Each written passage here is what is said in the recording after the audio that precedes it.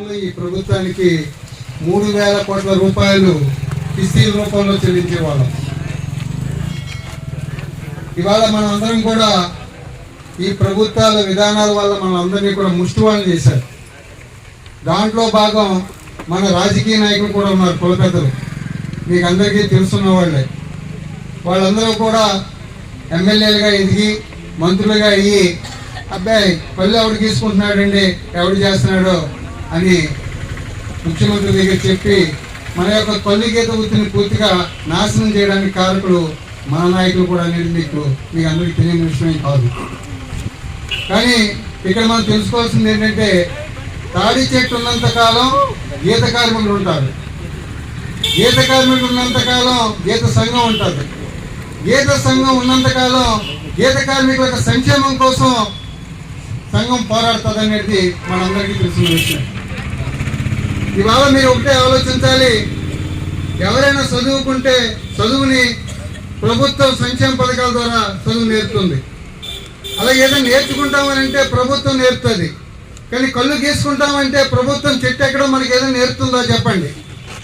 ప్రకృతి సిద్ధంగా ఏర్పడిన చెట్టు, ఆ చెట్టుకి విత్తనాలు ఏమి ప్రభుత్వం ఏమి మనకేమి ఇవ్వడలా, మనమే విత్తనాలని ఏర్పాటు చేసుకొని ప్రకృతి సిద్ధంగా ఏర్పడిన చెట్టుని మనమే మన కుటుంబ సభ్యులమే మనం ఎక్కడం నేర్చుకుని 70 అడుగులు ఉన్న చెట్టుని పైకెక్కి దాన్ని తల వంచి కళ్ళు గీసుకొచ్చి ప్రకృతి సిద్ధంగా వచ్చిన ఆయుర్వేదానికి సంబంధించిన కళ్ళుని ప్రజలందరికీ పోసి అమ్ముకుంటూ మన కుటుంబాన్ని పోషించుకుంటూ ఈ ప్రభుత్వానికి 3,000 కోట్ల రూపాయలు ఆదాయాన్ని ఇచ్చేవాళ్ళం. మనం ఈ ముష్టి ప్రభుత్వం మనకేమి ఇవ్వక్కలా, ఈ ప్రభుత్వానికి మనమే పడేస్తాం డబ్బు, వాళ్ళే మనకేం చేయక్కలా. ఇవాళ మనకి ఈ ప్రభుత్వాలు మనకి ఎంత ఎంజాయ్ చేసిందో మీరు చూడండి. ఇవాళ మార్కింగ్ విధానం ఉండేది, తాడి చెట్టు ప్రతి దానికి మార్కింగ్ చెట్టు ఉండేది. 100 ఎకరాలు ఉన్న చేల్లో కూడా మన ఎక్సైజ్ చెట్టు ఉంటే దానికి మార్కింగ్ ఉంటే ఆ చెట్టు మీద ఎవడో కూడా చేసేవాడు కాదు. ఇవాళ మార్కింగ్ విధానాన్ని రద్దు చేశాడు. ఇవాళ ఏ సేలోకి వెళ్ళినా మా తాడి చెట్టు గీయడానికి వెళ్ళదని చెట్టుని ఎక్కని పిల్ల రియల్ ఎస్టేట్లు అందరూ కూడా చెట్లు నరికేస్తున్నారు. మరి ఈ ప్రభుత్వం అయినా మనం కాపాడుతుందా? కానీ ఈ ప్రభుత్వం మీద మనం ఉద్యమాలు చేసి ఈ చెట్టుని నరికేస్తే నష్టపరిహారం ఇమ్మని మనం పోరాడి సాధించుకున్నాం. తాడి ఈత చెట్టుని ఎవరైనా నరకాలి అంటే ముందు తహసీల్దార్కి అప్లికేషన్ పెట్టుకోవాలి. ఈ తాడి చెట్టు మేము నరికేస్తాం, మా చేనికి ఇబ్బందిగా ఉంది, తొలగించండి అంటే తహసీల్దార్ వచ్చి ఎంక్వైరీ చేయాలి.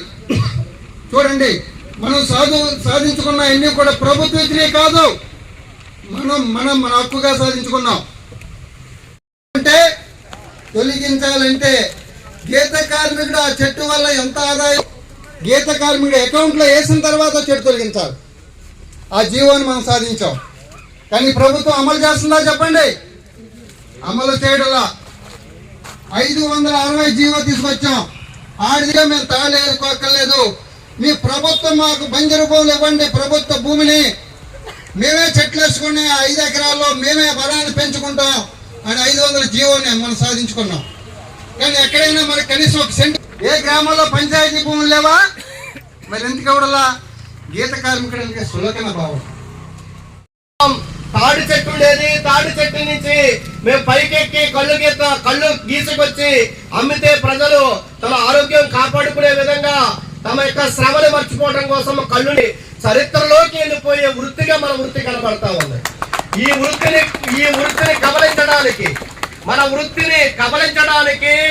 మన వ్యవస్థని పాడు చేయడానికి ఈ రోజున పాలక పక్షాలు, ఈ రోజున ఎక్సైజ్ పాలసీలో ఈ రోజున అనేకమైనటువంటి మార్పులు తీసుకొచ్చి కళ్ళు గీత వృత్తి మొత్తం కనుమరుగైపోయే పరిస్థితి కనబడతా ఉంది.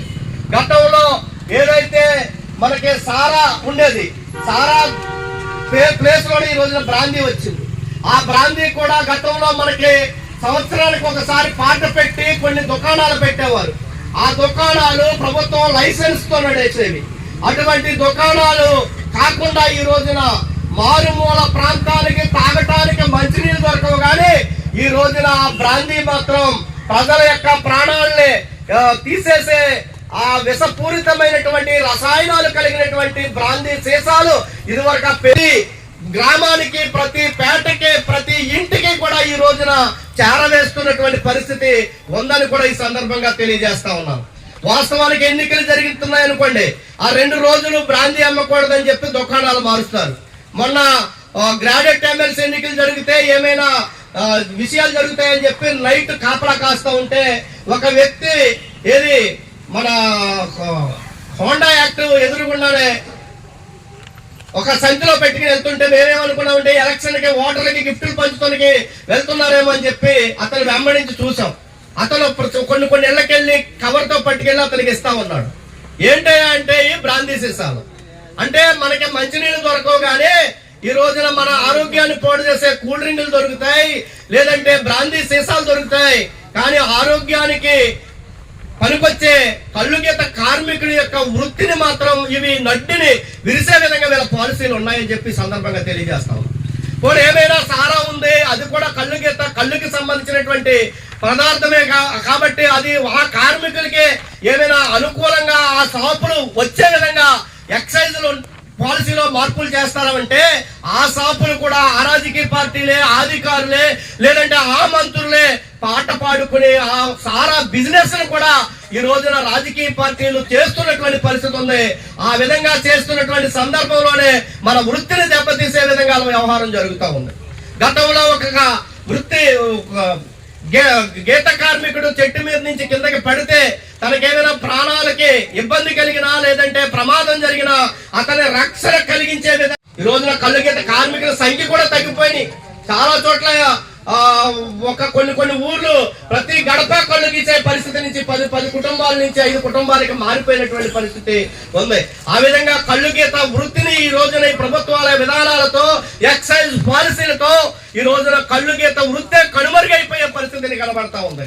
కానీ కొన్ని రాష్ట్రాల్లో కళ్ళు గీత వృత్తికి ఒక ప్రాధాన్యత ఇచ్చి కేరళ లాంటి రాష్ట్రాల్లో కళ్ళుని తీసుకుని కూల్ డ్రింక్స్ రూపంలో గానీ, లేదంటే కాఫీల రూపంలో గానీ, లేదా తాటి బెల్లం ఈ రకరకాల రూపంలో ప్రజలకు ఉపయోగపడే పదార్థాలను తయారు చేసి ఆ వృత్తిని కాపాడుతూ వాళ్ళకి రక్షణ ఇస్తూ వాళ్ళకి ఉపాధిని ఇస్తున్నటువంటి ప్రభుత్వాలు కేరళ లాంటి రాష్ట్రాలు ఉన్నాయి. కానీ మన రాష్ట్రాల్లో మరింత దెబ్బతీసేసి మొత్తం వృత్తే లేకుండా చేస్తున్నటువంటి పరిస్థితి కనబడతా ఉంది.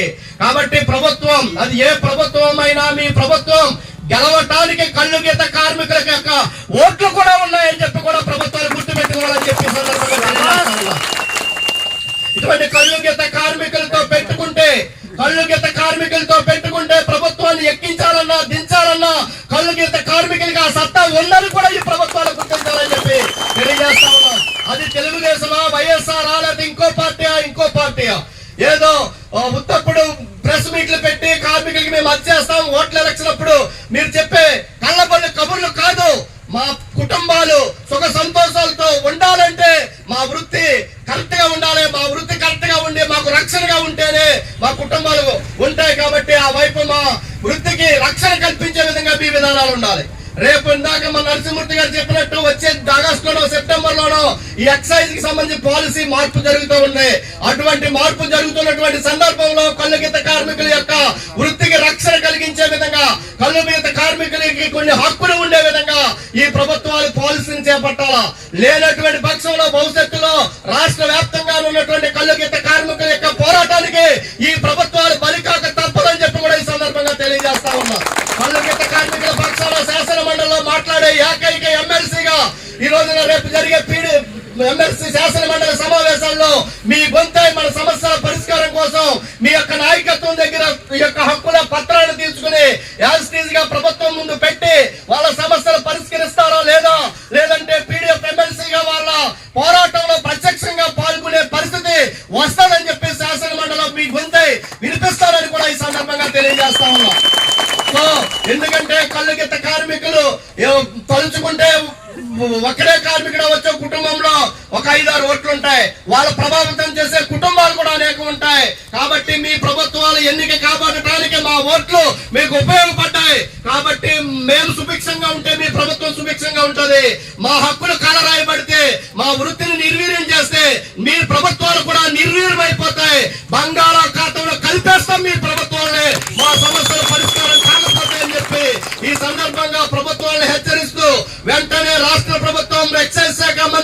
లేదా ముఖ్యమంత్రి రాష్ట్ర కళ్ళు గీత కార్మిక సంఘం నాయకత్వాన్ని చర్చలకు పిలిచి మా డిమాండ్స్ ని తలకి మా సమస్యల పరిష్కారం వైపు ఈ ప్రభుత్వం అడుగులు వేయాలని చెప్పి కూడా లేనటువంటి పక్షంలో వాళ్ళ యొక్క పోరాటం తీవ్రతరం అయితే ఆ బాధ్యత కళ్ళు గీత కార్మికులది కాదు, నీదే అవుతుంది, మీ ప్రభుత్వాన్ని అవుతుంది అని చెప్పి కూడా ఈ సందర్భంగా ఈ ప్రభుత్వాన్ని తెలియజేస్తా ఉన్నాం. ఆ వైపు మన సమస్యల పరిష్కారం కోసం మనందరం ఐక్యంగా ఉందాం. ఇందాక నరసింహమూర్తి గారు చెప్పారు, మనకేమి రాజకీయ పార్టీలతో సంబంధాలు లేవు. ఏ రాజకీయ పార్టీ అయినా ఏదైనా ఒకటే, మేమందరము కళ్ళు గీత కార్మికులం ఏకంగా ఉంటాం. మా హక్కులు కాపాడుకుంటాం, మా వృత్తిని కాపాడుకుంటాం. వృత్తిని కాపాడుకుంటానికి మేమందరము ఐక్యంగా ఎంత దూరమైనా పోతామని చెప్పి ప్రభుత్వానికి హెచ్చరిక చేయవలసినటువంటి అవసరం ఉందే మిత్రులారా. ఆ వైపు మీ యొక్క పోరాటానికి ప్రోగ్రెసివ్ డెమోక్రటిక్ ఫ్రంట్ ఎమ్మెల్సీగా మీ అందరికీ కూడా మరొకసారి సంపూర్ణమైనటువంటి మద్దతు తెలియజేస్తూ మీ పోరాటం విజయవంతం కావాలని కోరుకుంటూ మీ సమస్యల వైపు ఈ ప్రభుత్వం, మీ పాలకులు చూడాలని చెప్పి ప్రభుత్వాన్ని డిమాండ్ చేస్తూ మీ అందరికీ నాకు ఇచ్చిన ఈ అవకాశానికి ధన్యవాదాలు తెలియజేస్తూ మరొకసారి ఈ యొక్క అవకాశాన్ని ఇచ్చినందుకు ధన్యవాదాలు తెలియజేస్తూ ముగిస్తాను. Thank you. ఎమ్మెల్సీ గారు ఎక్కడికో వెళ్ళాల్సిన ప్రోగ్రాం ఉంది. రోజు వారి ప్రోగ్రాం ఉంటుందని ఎమ్మెల్సీ గారు ఉండటం అవసరాన్ని మీ అందరి తరఫున నేను భావించి 10 రోజుల ముందుగానే వారు ప్రోగ్రాం తీసుకున్నాను. వారు వచ్చి అమూల్యమైన సందేశం ఇచ్చినందుకు రేపు కౌన్సిల్లో మన తరఫున మాట్లాడతానని ముఖ్యమంత్రి గారు ఎక్సై మంత్రి దగ్గరికి వెళ్ళి పాలసీని చర్చించాలని చెప్పేసి వారు చెప్పిన విషయాలకి వారికి ధన్యవాదాలు, మనందరి తరఫున ధన్యవాదాలు తెలియజేస్తూ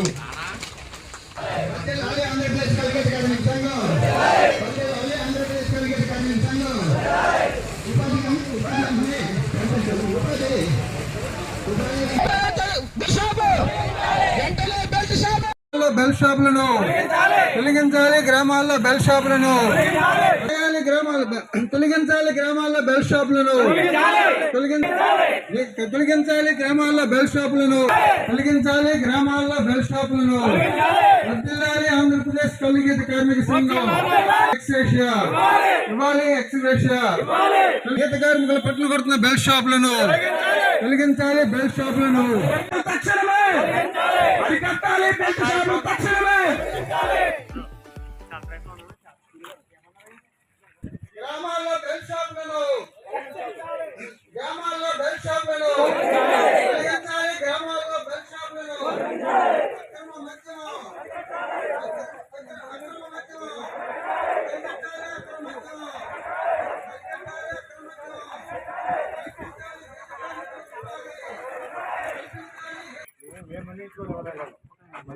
మాకు ఇబ్బందులు వస్తాయి. నాయకత్వం కమిటీ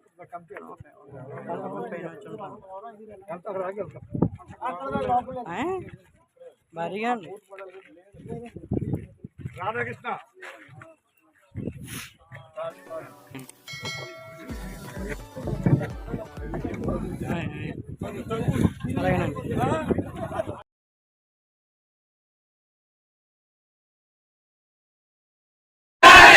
కార్మిక సంఘం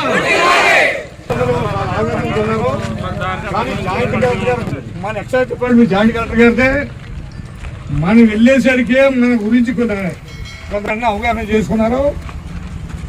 అన్ని విషయాలు ఎమ్మెల్సీ గారు చెప్తారు. పొద్దురోజునే న్యాయం జరిగే అవకాశాలు ఉన్నాయి, లేకపోతే మేము పోవడమని చెప్పినాం. వారు వివరిస్తారు. కార్మిక మిత్రులందరికీ ఉద్యమాభినందనలు. ఈ రోజున మంచి ఎండలో కూడా మన సమస్యల పరిష్కారం కోసం జిల్లా నలుమూలల నుంచి ఇచ్చేసినటువంటి కార్మిక మిత్రులందరికీ మరొకసారి ఉద్యమాభినందనలు తెలియజేస్తూ మన సమస్యల్ని మన కలెక్టర్ గారు లేరు, ఢిల్లీ లేరు, దానికి సంబంధించి జాయింట్ కలెక్టర్ గారు ఉన్నారు. మన చూసేది కూడా జాయింట్ కలెక్టర్ గారే కాబట్టి ఆయనతో మాట్లాడాం. పాలకొల్లుకి సంబంధించినటువంటి కల్తీ ఫ్యాక్టరీకి సంబంధించి మనం వెళ్ళి రిప్రజెంటేషన్ ఇచ్చిన వెంటనే ఎక్సైజ్ సిఐని పిలిచాడు.